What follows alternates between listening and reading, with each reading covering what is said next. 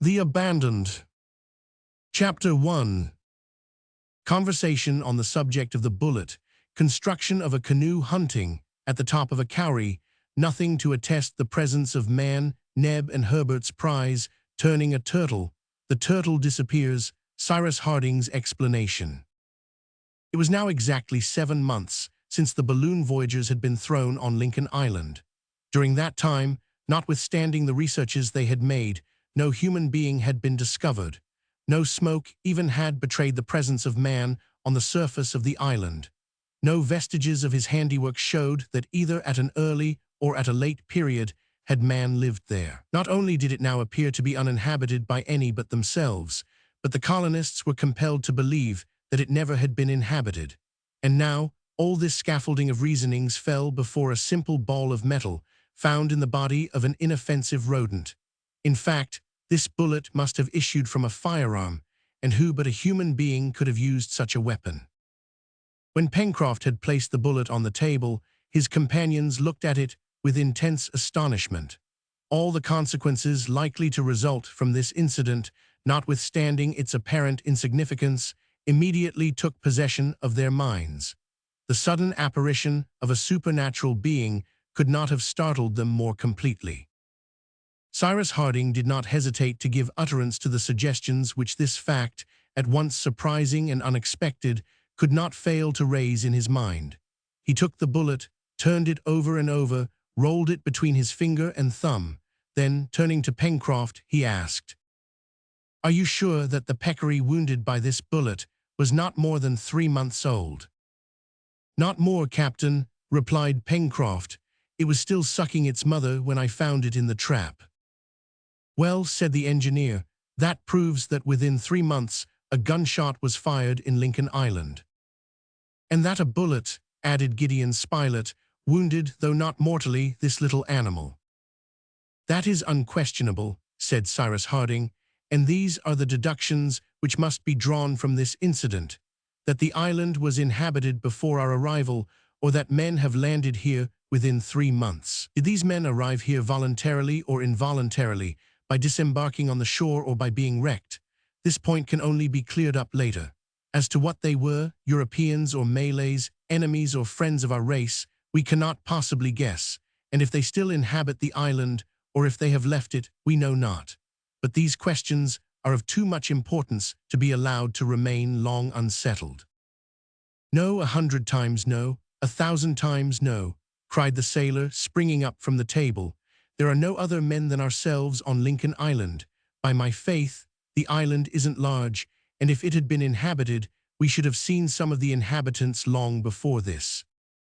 "In fact, the contrary would be very astonishing," said Herbert. "But it would be much more astonishing, I should think," observed the reporter, "that this peccary should have been born with a bullet in its inside." "At least," said Neb seriously, "if Pencroft has not had—" "Look here, Neb," burst out Pencroft, "do you think I could have a bullet in my jaw for 5 or 6 months without finding it out? Where could it be hidden?" he asked, opening his mouth to show the 32 teeth with which it was furnished. "Look well, Neb, and if you find one hollow tooth in this set, I will let you pull out half a dozen." "Neb's supposition is certainly inadmissible," replied Harding, who, notwithstanding the gravity of his thoughts, could not restrain a smile. "It is certain that a gun has been fired in the island within 3 months at most. But I am inclined to think that the people who landed on this coast were only here a very short time ago, or that they just touched here. For if, when we surveyed the island from the summit of Mount Franklin, it had been inhabited, we should have seen them, or we should have been seen ourselves. It is therefore probable that within only a few weeks castaways have been thrown by a storm on some part of the coast. However that may be, it is of consequence to us to have this point settled." "I think that we should act with caution," said the reporter. "Such is my advice," replied Cyrus Harding, "for it is to be feared that Malay pirates have landed on the island." "Captain," asked the sailor, "would it not be a good plan, before setting out, to build a canoe in which we could either ascend the river, or, if we liked, coast round the island?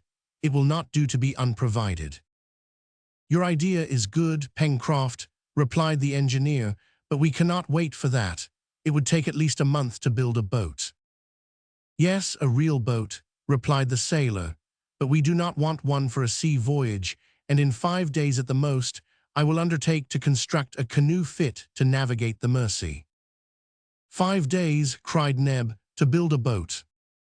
Yes, Neb, a boat in the Indian fashion. Of wood? Asked the Negro, looking still unconvinced. Of wood, replied Pencroft, or rather of bark. I repeat, Captain, that in 5 days the work will be finished. In 5 days, then, be it, replied the engineer. But till that time, we must be very watchful, said Herbert. Very watchful indeed, my friends, replied Harding, and I beg you to confine your hunting excursions to the neighborhood of Granite House. The dinner ended less gaily than Pencroft had hoped. So then the island was, or had been, inhabited by others than the settlers. Proved as it was by the incident of the bullet, it was hereafter an unquestionable fact, and such a discovery could not but cause great uneasiness amongst the colonists.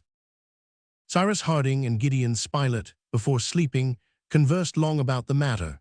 They asked themselves if by chance this incident might not have some connection with the inexplicable way in which the engineer had been saved, and the other peculiar circumstances which had struck them at different times. However, Cyrus Harding, after having discussed the pros and cons of the question, ended by saying, "In short, would you like to know my opinion, my dear Spilett?" "Yes, Cyrus." "Well then, it is this. However minutely we explore the island, we shall find nothing." The next day Pencroft set to work. He did not mean to build a boat with boards and planking, but simply a flat-bottomed canoe, which would be well suited for navigating the Mersey, above all, for approaching its source, where the water would naturally be shallow. Pieces of bark, fastened one to the other, would form a light boat, and in case of natural obstacles which would render a portage necessary, it would be easily carried. Pencroft intended to secure the pieces of bark by means of nails, to ensure the canoe being watertight. It was first necessary to select the trees which would afford a strong and supple bark for the work. Now the last storm had brought down a number of large birch trees, the bark of which would be perfectly suited for their purpose. Some of these trees lay on the ground, and they had only to be barked, which was the most difficult thing of all, owing to the imperfect tools which the settlers possessed. However, they overcame all difficulties. Whilst the sailor, seconded by the engineer, thus occupied himself without losing an hour, Gideon Spilett and Herbert were not idle. They were made purveyors to the colony. The reporter could not but admire the boy, who had acquired great skill in handling the bow and spear. Herbert also showed great courage and much of that presence of mind which may justly be called the reasoning of bravery. These two companions of the chase, remembering Cyrus Harding's recommendations, did not go beyond a radius of 2 miles round Granite House, but the borders of the forest furnished a sufficient tribute of agoutis, capybaras, kangaroos, peccaries, etc., and if the result from the traps was less than during the cold, still the warren yielded its accustomed quota, which might have fed all the colony in Lincoln Island. Often during these excursions, Herbert talked with Gideon Spilett on the incident of the bullet, and the deductions which the engineer drew from it, and one day it was the 26th of October, he said, "But, Mr. Spilett, do you not think it very extraordinary that, if any castaways have landed on the island, they have not yet shown themselves near Granite House?" "Very astonishing if they are still here," replied the reporter, "but not astonishing at all if they are here no longer."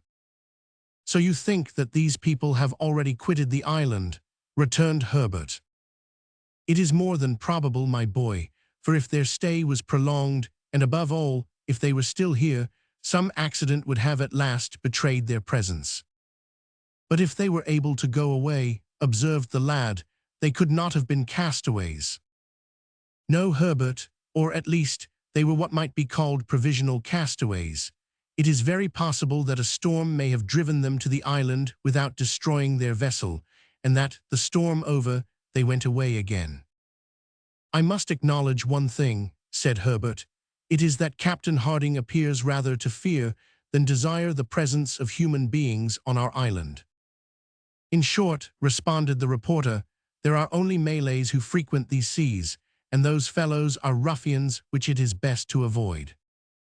"It is not impossible, Mr. Spilett," said Herbert, "that some day or other we may find traces of their landing." "I do not say no, my boy. A deserted camp, the ashes of a fire, would put us on the track, and this is what we will look for in our next expedition." The day on which the hunters spoke thus, they were in a part of the forest near the Mersey, remarkable for its beautiful trees.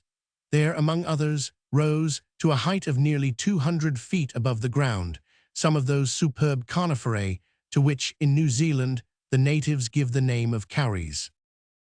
"I have an idea, Mr. Spilett," said Herbert. "If I were to climb to the top of one of these kauris, I could survey the country for an immense distance round." "The idea is good," replied the reporter, "but could you climb to the top of those giants?" "I can at least try," replied Herbert.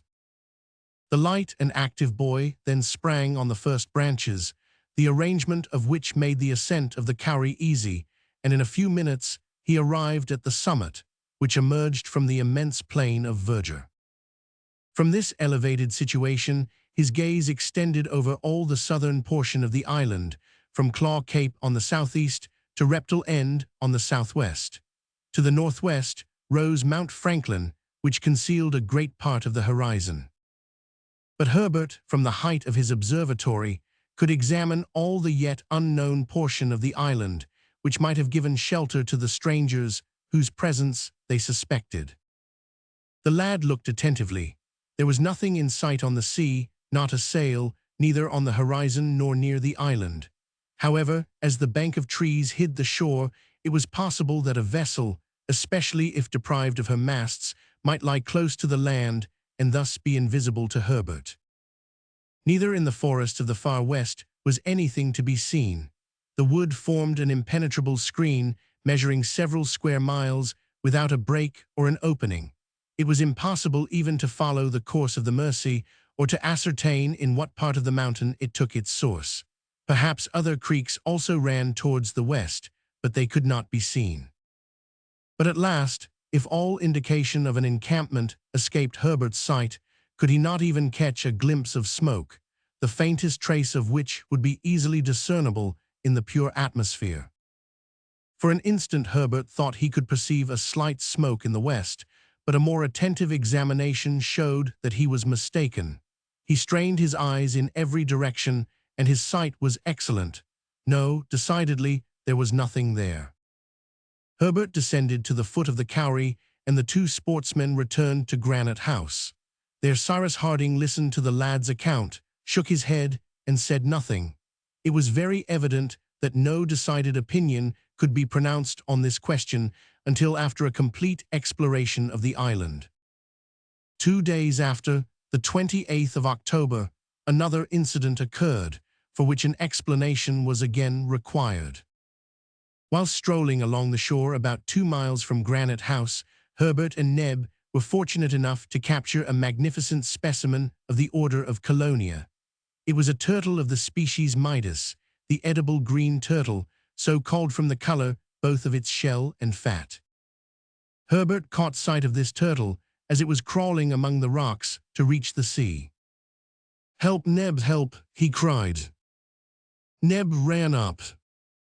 "What a fine animal," said Neb, "but how are we to catch it?" "Nothing is easier, Neb," replied Herbert. "We have only to turn the turtle on its back, and it cannot possibly get away. Take your spear and do as I do." The reptile, aware of danger, had retired between its carapace and plastron. They no longer saw its head or feet, and it was motionless as a rock. Herbert and Neb then drove their sticks underneath the animal, and by their united efforts managed without difficulty to turn it on its back. The turtle, which was 3 feet in length, would have weighed at least 400 pounds. "Capital," cried Neb. "This is something which will rejoice friend Pencroft's heart." In fact, the heart of friend Pencroft could not fail to be rejoiced, for the flesh of the turtle, which feeds on wrack grass, is extremely savory. At this moment the creature's head could be seen, which was small, flat, but widened behind by the large temporal fosse hidden under the long roof. "And now what shall we do with our prize?" said Neb. "We can't drag it to Granite House." "Leave it here, since it cannot turn over," replied Herbert, "and we will come back with the cart to fetch it." "That is the best plan." However, for greater precaution, Herbert took the trouble, which Neb deemed superfluous, to wedge up the animal with great stones, after which the two hunters returned to Granite House, following the beach, which the tide had left uncovered. Herbert, wishing to surprise Pencroft, said nothing about the superb specimen of a Colonian which they had turned over on the sand, but 2 hours later he and Neb returned with the cart to the place where they had left it. The superb specimen of a Colonian was no longer there. Neb and Herbert stared at each other first, then they stared about them. It was just at this spot that the turtle had been left. The lad even found the stones which he had used, and therefore he was certain of not being mistaken. "Well," said Neb, "these beasts can turn themselves over, then." "It appears so," replied Herbert, who could not understand it at all, and was gazing at the stones scattered on the sand. "Well, Pencroft will be disgusted, and Captain Harding will perhaps be very perplexed how to explain this disappearance," thought Herbert. "Look here," said Neb, who wished to hide his ill luck, "we won't speak about it." "On the contrary, Neb, we must speak about it," replied Herbert. And the two, taking the cart, which there was now no use for, returned to Granite House. Arrived at the dockyard, where the engineer and the sailor were working together, Herbert recounted what had happened. "Oh, the stupids," cried the sailor, "to have let at least 50 meals escape." "But Pencroft," replied Neb, "it wasn't our fault that the beast got away. As I tell you, we had turned it over on its back." "Then you didn't turn it over enough," returned the obstinate sailor. "Turning a turtle, turning a turtle." "Not enough," cried Herbert. And he told how he had taken care to wedge up the turtle with stones. "It is a miracle, then," replied Pencroft.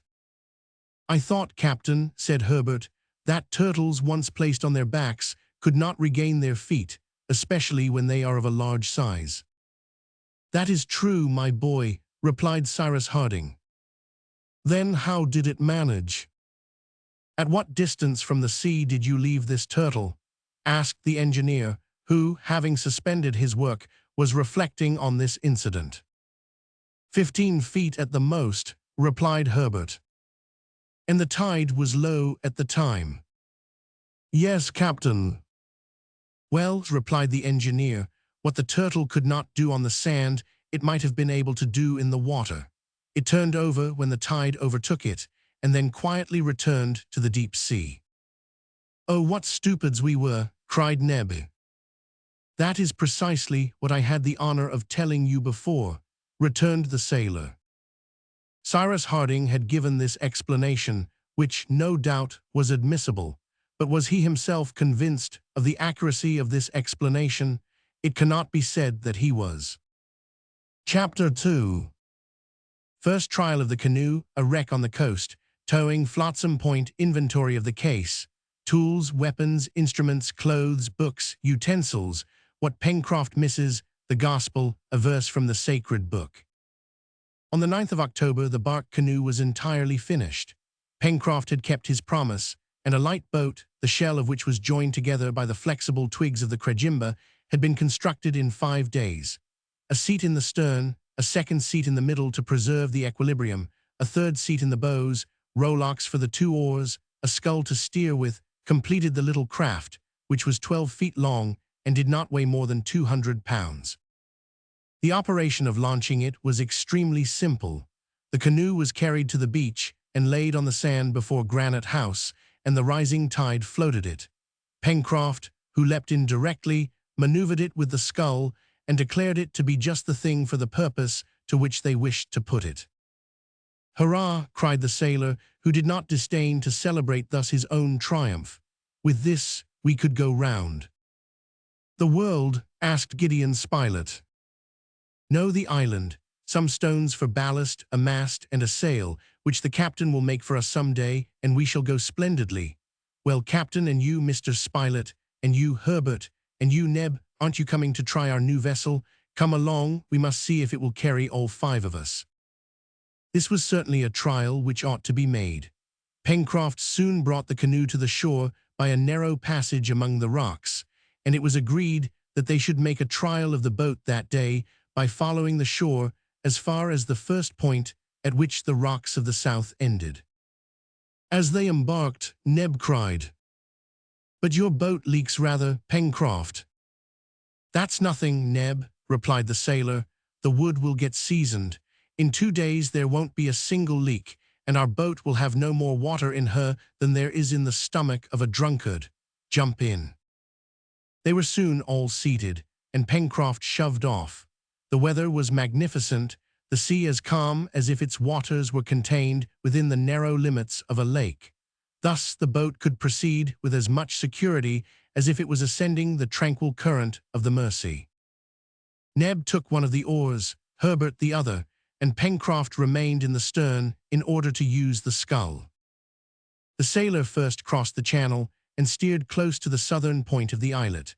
A light breeze blew from the south.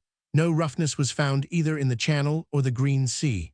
A long swell, which the canoe scarcely felt, as it was heavily laden, rolled regularly over the surface of the water.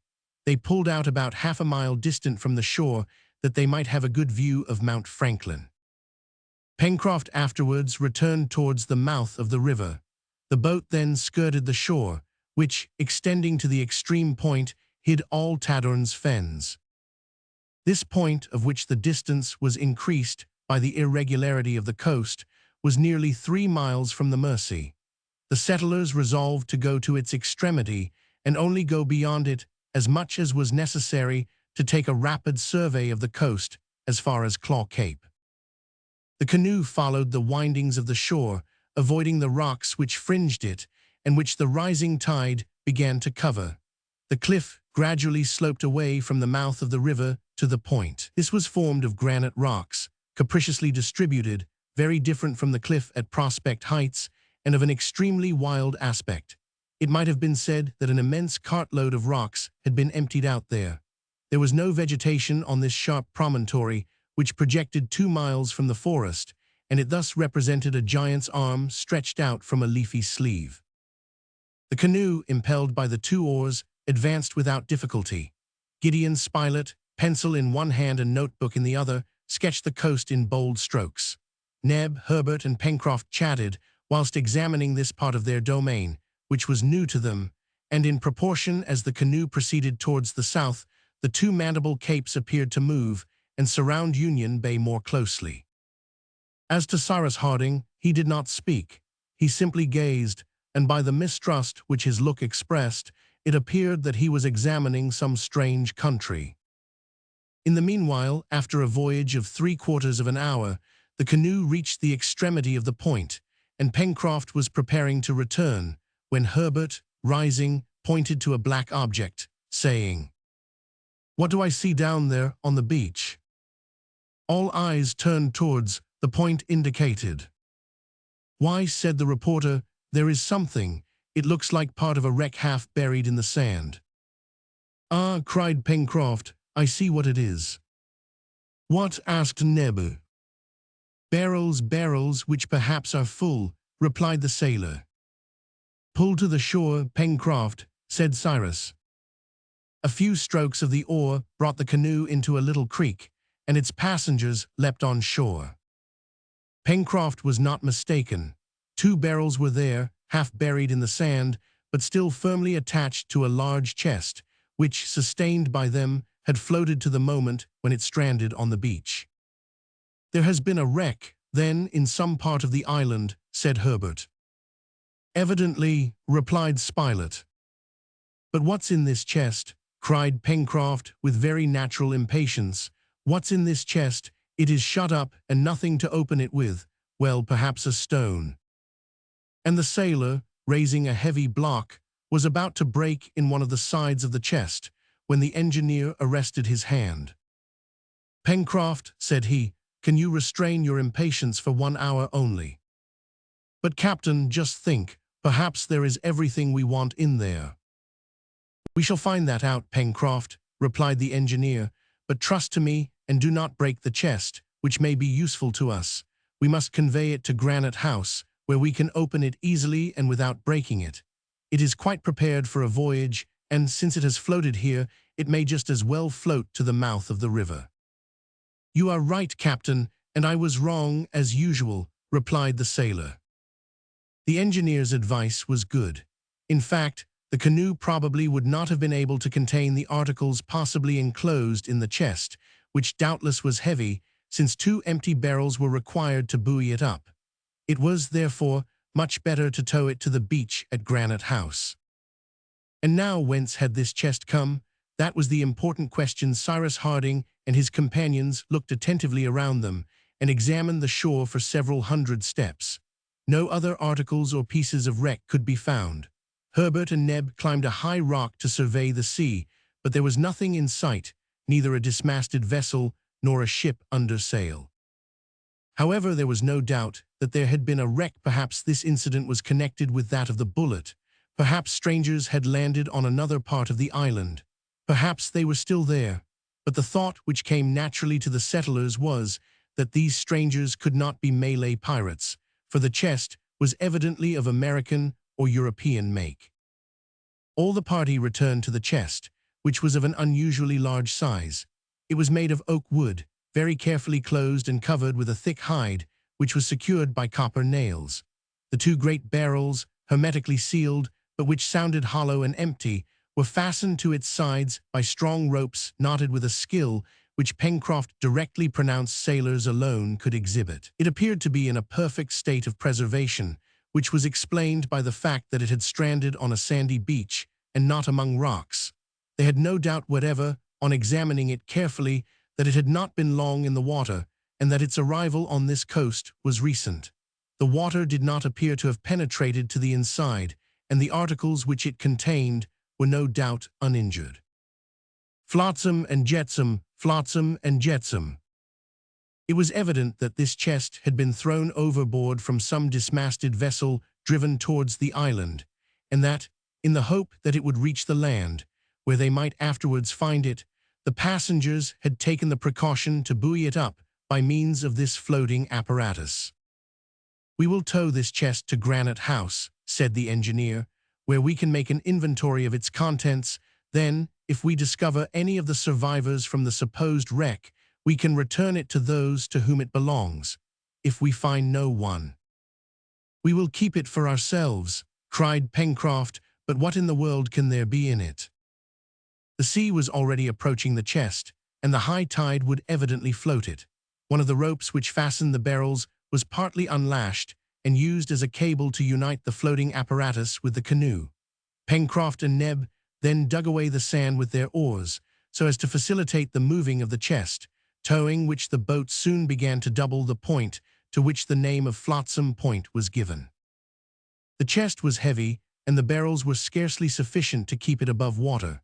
The sailor also feared every instant that it would get loose and sink to the bottom of the sea, but happily his fears were not realized, and an hour and a half after they set out, all that time had been taken up in going a distance of 3 miles, the boat touched the beach below Granite House.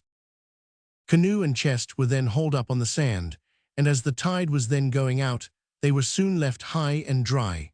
Neb, hurrying home, brought back some tools with which to open the chest in such a way that it might be injured as little as possible, and they proceeded to its inventory.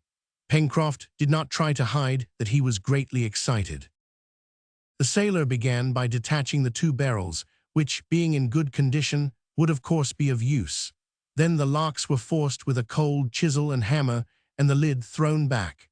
A second casing of zinc lined the interior of the chest, which had been evidently arranged that the articles which it enclosed might, under any circumstances, be sheltered from damp. "Oh," cried Neb, "suppose it's jam."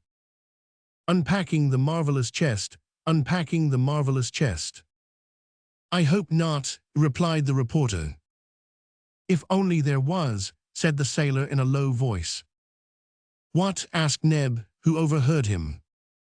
"Nothing." The covering of zinc was torn off and thrown back over the sides of the chest, and by degrees numerous articles of very varied character were produced and strewn about on the sand. At each new object Pencroft uttered fresh hurrahs, Herbert clapped his hands, and Neb danced like a nigger. There were books which made Herbert wild with joy, and cooking utensils which Neb covered with kisses. In short, the colonists had reason to be extremely satisfied, for this chest contained tools, weapons, instruments, clothes, books, and this is the exact list of them as stated in Gideon Spilett's notebook.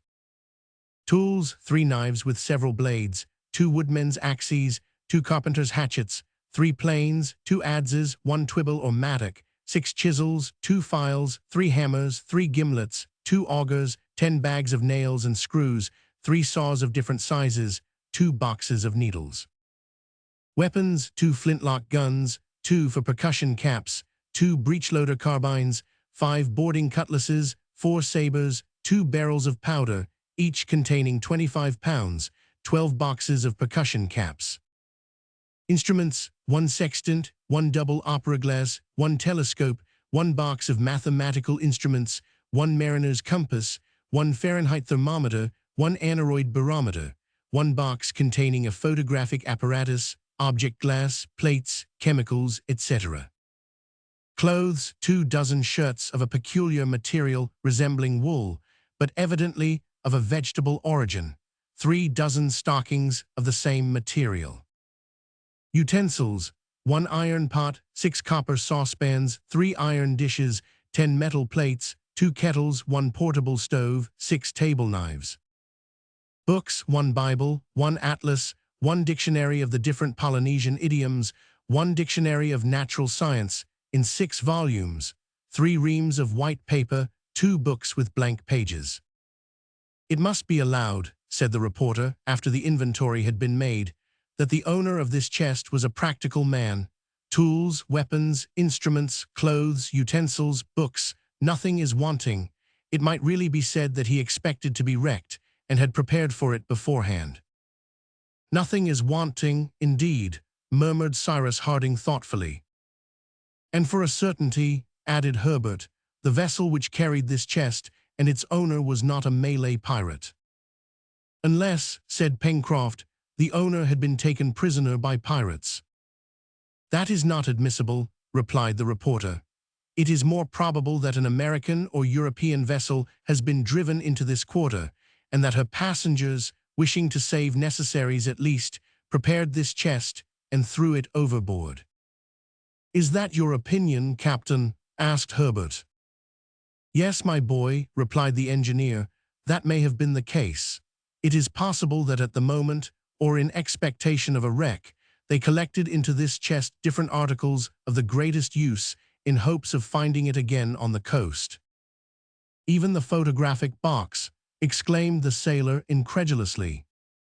"As to that apparatus," replied Harding, "I do not quite see the use of it, and a more complete supply of clothes or more abundant ammunition would have been more valuable to us as well as to any other castaways." "But isn't there any mark or direction on these instruments, tools, or books which would tell us something about them?" asked Gideon Spilett. "That might be ascertained. Each article was carefully examined, especially the books, instruments, and weapons. Neither the weapons nor the instruments, contrary to the usual custom, bore the name of the maker. They were, besides, in a perfect state and did not appear to have been used. The same peculiarity marked the tools and utensils. All were new, which proved that the articles had not been taken by chance and thrown into the chest, but on the contrary, that the choice of the things had been well considered and arranged with care. This was also indicated by a second case of metal which had preserved them from damp, and which could not have been soldered in a moment of haste. As to the dictionaries of natural science and Polynesian idioms, both were English, but they neither bore the name of the publisher nor the date of publication. The same with the Bible, printed in English, in quarto, remarkable in a typographical point of view, and which appeared to have been often used.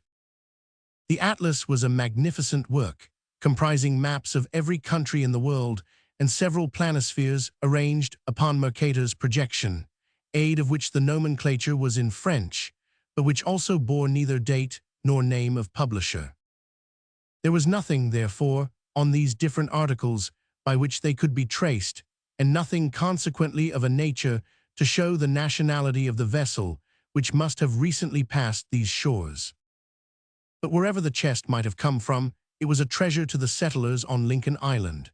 Till then, by making use of the productions of nature, they had created everything for themselves, and thanks to their intelligence, they had managed without difficulty. But did it not appear as if Providence had wished to reward them by sending them these productions of human industry?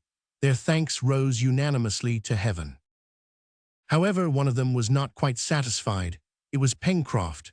It appeared that the chest did not contain something which he evidently held in great esteem, for in proportion as they approached the bottom of the box, his hurrahs diminished in heartiness, and the inventory finished, he was heard to mutter these words: "That's all very fine, but you can see that there is nothing for me in that box."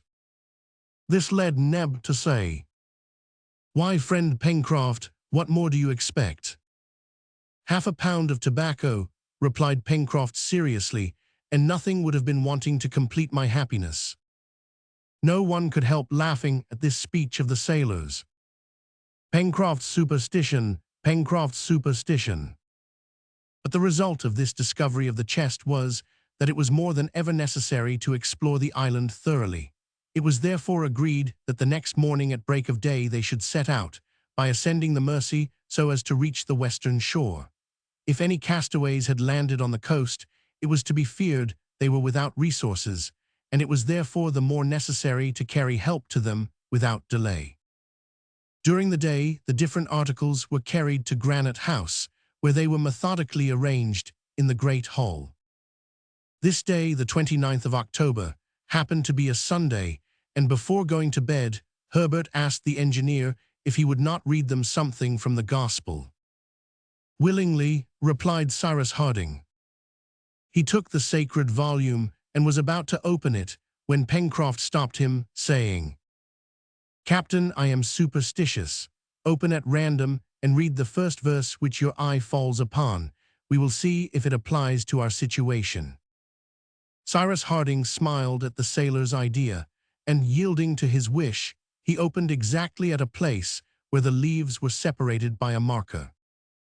Immediately his eyes were attracted by a cross which, made with a pencil, was placed against the 8th verse of the 7th chapter of the Gospel of St. Matthew. He read the verse, which was this: "For everyone that asketh receiveth, and he that seeketh findeth." Chapter 3. The start, the rising tide, elms and different plants, the jacamar aspect of the forest, gigantic eucalypti, the reason they are called fever trees, troops of monkeys, a waterfall, the night encampment. The next day, the 30th of October, all was ready for the proposed exploring expedition, which recent events had rendered so necessary. In fact, things had so come about that the settlers in Lincoln Island no longer needed help for themselves, but were even able to carry it to others. It was therefore agreed that they should ascend the Mersey as far as the river was navigable. A great part of the distance would thus be traversed without fatigue, and the explorers could transport their provisions and arms to an advanced point in the west of the island. It was necessary to think not only of the things which they should take with them, but also of those which they might have by chance to bring back to Granite House. If there had been a wreck on the coast, as was supposed, there would be many things cast up, which would be lawfully their prizes. In the event of this, the cart would have been of more use than the light canoe, but it was heavy and clumsy to drag, and therefore more difficult to use. This led Pencroft to express his regret that the chest had not contained, besides his half-pound of tobacco, a pair of strong New Jersey horses, which would have been very useful to the colony. The provisions, which Neb had already packed up, consisted of a store of meat and of several gallons of beer, that is to say, enough to sustain them for 3 days, the time which Harding assigned for the expedition. They hoped besides to supply themselves on the road, and Neb took care not to forget the portable stove. The only tools the settlers took were the two woodmen's axes, which they could use to cut a path through the thick forests, as also the instruments, the telescope, and pocket compass. For weapons they selected the two flintlock guns, which were likely to be more useful to them than the percussion fowling pieces, the first only requiring flints which could be easily replaced, and the latter needing fulminating caps, a frequent use of which would soon exhaust their limited stock. However, they took also one of the carbines and some cartridges. As to the powder, of which there was about 50 pounds in the barrel, a small supply of it had to be taken, but the engineer hoped to manufacture an explosive substance which would allow them to husband it. To the firearms were added the 5 cutlasses well sheathed in leather, and thus supplied, the settlers could venture into the vast forest with some chance of success. It is useless to add that Pencroft, Herbert, and Neb, thus armed, were at the summit of their happiness, although Cyrus Harding made them promise not to fire a shot unless it was necessary. At 6 in the morning, the canoe put off from the shore. All had embarked, including Top, and they proceeded to the mouth of the Mersey. The tide had begun to come up half an hour before. For several hours, therefore, there would be a current, which it was well to profit by, for later the ebb would make it difficult to ascend the river. The tide was already strong, for in 3 days the moon would be full, and it was enough to keep the boat in the center of the current, where it floated swiftly along between the high banks without its being necessary to increase its speed by the aid of the oars. In a few minutes, the explorers arrived at the angle formed by the Mersey, and exactly at the place where 7 months before Pencroft had made his first raft of wood. After this sudden angle, the river widened and flowed under the shade of great evergreen firs. The aspect of the banks was magnificent. Cyrus Harding and his companions could not but admire the lovely effects so easily produced by nature with water and trees. As they advanced, the forest element diminished. On the right bank of the river grew magnificent specimens of the Ulmaceae tribe, the precious elm, so valuable to builders, and which withstands well the action of water. Then there were numerous groups belonging to the same family, amongst others one in particular, the fruit of which produces a very useful oil. Further on, Herbert remarked the lardizabala, a twining shrub which, when bruised in water, furnishes excellent cordage, and 2 or 3 ebony trees of a beautiful black, crossed with capricious veins. From time to time, in certain places where the landing was easy, the canoe was stopped, when Gideon Spilett, Herbert, and Pencroft, their guns in their hands, and preceded by Top, jumped on shore. Without expecting game, some useful plant might be met with, and the young naturalist was delighted with discovering a sort of wild spinach, belonging to the order of Chenopodiaceae, and numerous specimens of cruciferae, belonging to the cabbage tribe, which it would certainly be possible to cultivate by transplanting. There were cresses, horseradish, turnips, and lastly, little branching hairy stalks, scarcely more than 3 feet high, which produced brownish grains. "Do you know what this plant is?" asked Herbert of the sailor. "Tobacco," cried Pencroft, who evidently had never seen his favorite plant except in the bowl of his pipe. "No, Pencroft," replied Herbert, "this is not tobacco, it is mustard." "Mustard be hanged," returned the sailor, "but if by chance you happen to come across a tobacco plant, my boy, pray don't scorn that." "We shall find it some day," said Gideon Spilett. "Well," exclaimed Pencroft, "when that day comes, I do not know what more will be wanting in our island." These different plants, which had been carefully rooted up, were carried to the canoe, where Cyrus Harding had remained buried in thought. The reporter, Herbert, and Pencroft in this manner frequently disembarked, sometimes on the right bank, sometimes on the left bank of the Mersey.